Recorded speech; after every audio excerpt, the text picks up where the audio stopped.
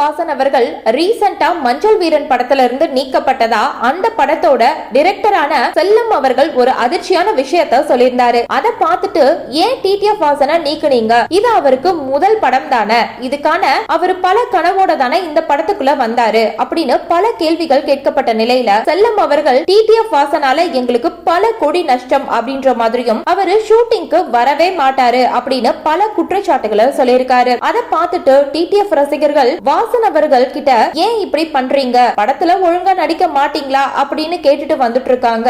இவ்வளவு நாள் இத பத்தி எதுவுமே பேசாம இருந்த நிலையில இப்போ முதன்முறையா டிடிஎஃப் வாசன் அவர்கள் என்ன சொல்லியிருக்காருன்னா, என்னோட முதல் படமான மஞ்சள் வீரன் படத்தை தான் பார்த்துட்டு வரேன், அந்த படத்துக்காக நான் ரொம்பவே ஆர்வமா வெயிட் பண்ணேன், ஆனா திடீர்னு நான் படத்துல இருந்து நீக்கப்பட்டதா டைரக்டர் பிரஸ் முன்னாடி சொன்னது எனக்கு ரொம்ப அதிர்ச்சியா இருக்கு. இதுவரைக்கும் டைரக்டர் நான் ஏன் படத்துல இருந்து நீக்கப்பட்டேன் அப்படின்ற காரணத்தை சொல்லவே இல்ல, நான் கான்டாக்ட் பண்ணாலும் ஒழுங்கா ரெஸ்பான்ஸ் பண்ண மாட்டேன்றாரு. அவர் என்கிட்ட வந்து படத்துல இருந்து விலக சொல்லி இருந்தா நான் விலகி போயிருப்பேன், ஆனா இப்படி பிரஸ் கூப்பிட்டு அவங்க முன்னாடி நான் படத்தோட ஷூட்டிங்க்கு வர மாட்டேன்றேன் அப்படின்னு படத்தோட ஷூட்டிங்கையே ஸ்டார்ட் பண்ணாம சொல்றதெல்லாம் பெரிய தப்பு. அவரோட சீப் பப்ளிசிட்டிக்காக என்ன தம்பின்னு சொல்லி யூஸ் பண்ணிட்டதா நினைச்சா ரொம்பவே கஷ்டமா இருக்கு. இப்படி ஒரு பச்சை துரோகிய நான் பார்த்ததே இல்ல அப்படின்னு ரொம்பவே கோவமா சொல்லி முடிச்சிருக்காரு. சோ இந்த வீடியோவை பார்த்துட்டு இருக்க நீங்க டிடிஎஃப் வாசன் அவர்கள் சொல்லியிருக்க இந்த விஷயத்தை பத்தி நீங்க என்ன நினைக்கிறீங்க அப்படின்னு உங்களுடைய கருத்துக்களை கீழே உள்ள கமெண்ட் செக்ஷன்ல ஷேர் பண்ணுங்க.